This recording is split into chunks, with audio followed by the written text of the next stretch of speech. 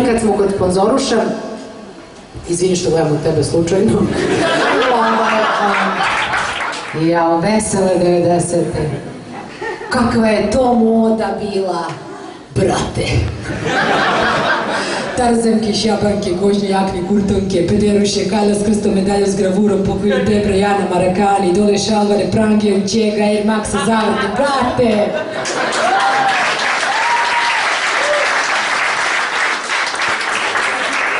Šalvare su široke lepešave pantalone koje tradicionalno nose muslimanke.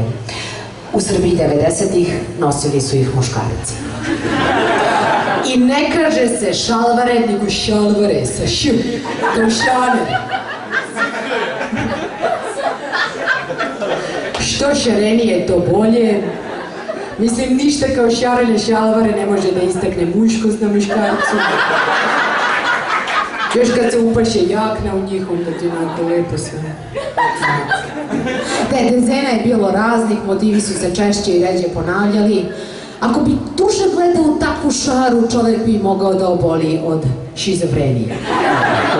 Ali ti koji su ih nosili nisu bili u toj opasnosti, zato što nisu imali mozak. Jer da su imali mozak, ne bi se oblačili tako upadljivo i onda ne bi bili lake pokretne mete, kao jer ću brati onog šabana u šalvarama na štrafte, nema šanse da ga promašim.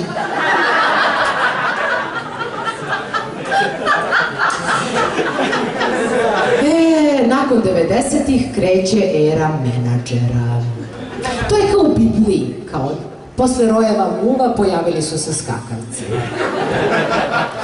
Menadžer je mačo muškarac koji simbolizuje muškosti, znači mobili, znači ključevi od kola, znači kondom marke Romeo, nosi u maloj poslovnoj torbici koju pogrdno naziva pederuša.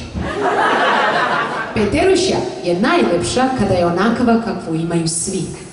Zato muškarac iz vrste menadžera svoju pederušu nosi ispod miške. Da je označi izlučevinom njegovih znojnih žlezda. Jer kada se na stolu nađe više istih pederuša, kako da zna koja je njegova? Osim po znoju. Ovo je tvoja, moja smrti drugačija.